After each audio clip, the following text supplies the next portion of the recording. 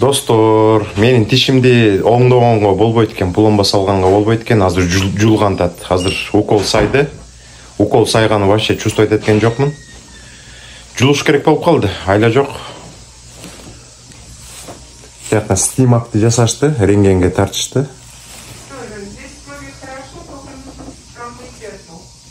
Ушундай, достор.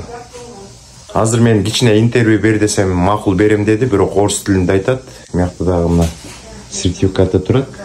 Баары жазылып турат. Татьяна.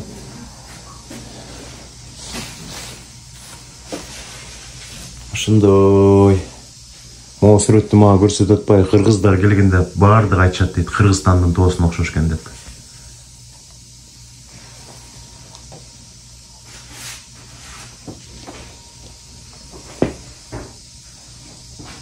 Асманды карасаң, айнек көрүнүп турат экен. Бир тиши жок калабыз азыр, Кудай берсе.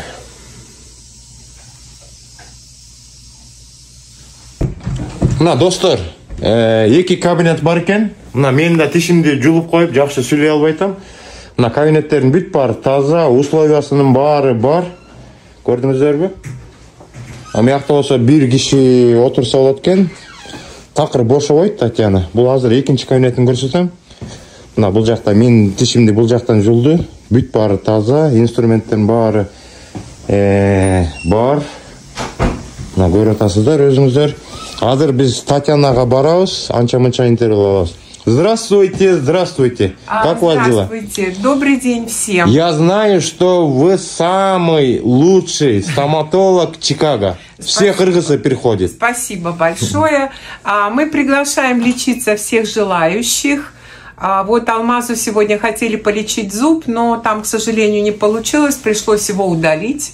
Удаление прошло хорошо, Алмаз себя чувствует прекрасно, да. Уже почти собирается домой. Да. Вот. Если есть какие-то вопросы, Алмаз вам скажет номер телефона, звоните, мы вам поможем. Все, у нас хорошее качество, относительно недорогие цены по сравнению с окружающими. Так что мы ждем. Спасибо. Все, спасибо.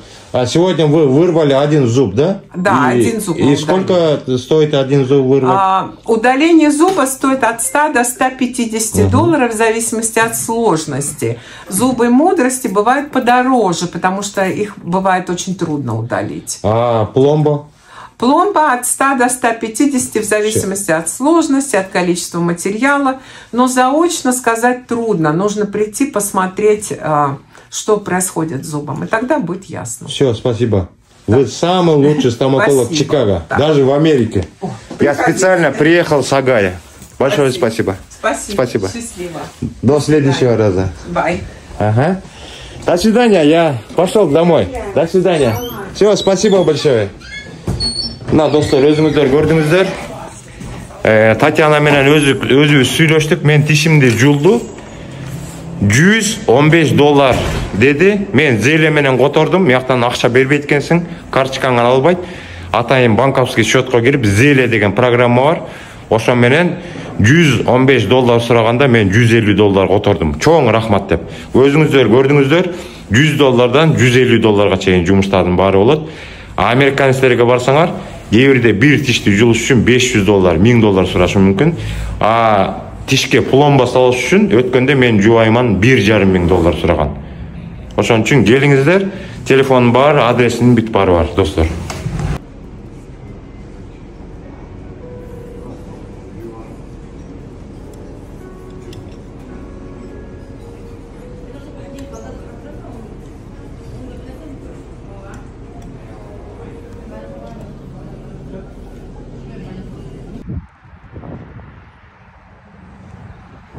Ассаламу алейкум, достор. Барыңыздарга чоң салам. Мен көчө күнү бир видео чыгарып айткам, Чикагода бир жакшы стоматология бар. Ошо жака барып, тишиңер ооруп калса, көрсөтсөңөр, жакшы жардам берет деп. Бул эми Чикагода көптөн бери жашаган мекендештер билет. Жаңы келген мекендештер билбей калышы мүмкүн. Мен атайын арзан кафесине келдим. Бул Northside деп коет. Мыякта кыргыздардын баары ушул жакта абдан көп. Ушул арзан кафеден түндүктү көздөй бир 1.7 mile. Мындай айтканда, кыргызча айтканда 3 километрга жетпеген 7 мүнөттүк жол экен. Барганда стоматологияга барабыз. Азыр мен ошол стоматологияга барып, ичине кирип, адресин, телефон барын калтырам. Американецтер абдан кымбат жасайт тиштичи. Bir tişke plomba koyuş üçün geyirde 1,5-2 ming dollar төлөшөт. А бул жакта болсо bir tişti оңдош үчүн, жулуш үчүн, plomba салыш үчүн bir gete bir 100-150 доллардын тегерегинде болот достор. Анда кеттик, түндүктү көздөй 3 километр айдайбыз, стоматологияга барабыз.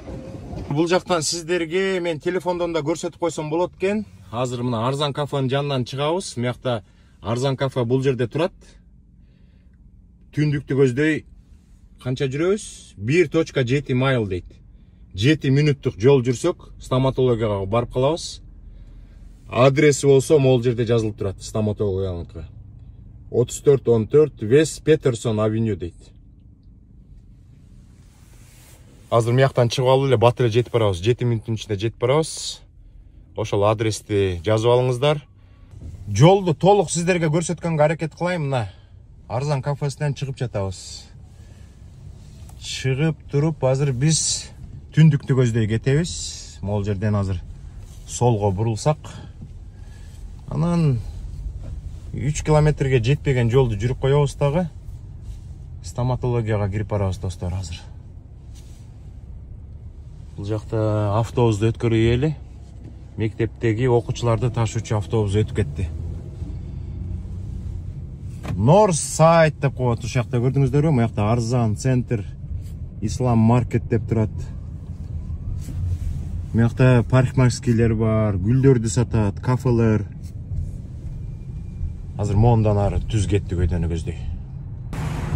Ушул үйлөрдүн көбүндө биздин мекендештер жашайт. Арзан кафенин тегерегинде. Көрдүңүздөрбү? Чакан этаж үйлөр көп. Ушундай жерлерде приустар турса эле биздин мекендештер жашайт экен деп койсо болот. Мына жака for rent деп жазып коюптур.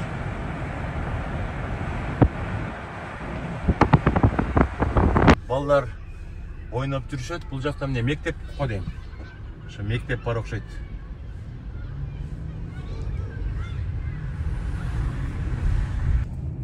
Мына достор 7 минуталык жолдон 1 эле минута калды. Азыр могул жерден солго бурулсак эле стоматологияга кирип барат экенбиз. Ушул жерден бурулат экенбиз, солду көздөй.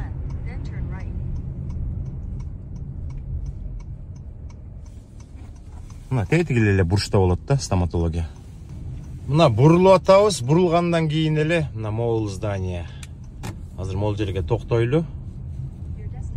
Акырында могул жерге токтосок, мына келип калдык. Азыр мына машинадан түшкөндө эле 3414 West Peterson Avenue деп бул жакта жазылып турат. Мына 3414 West Peterson Avenue. Мыякта Татьяна деген врач аял болчу. Андан тышкарыдагы бир 3 клиника бар экен. Мына как раз дентист, тиш доктор Татьяна.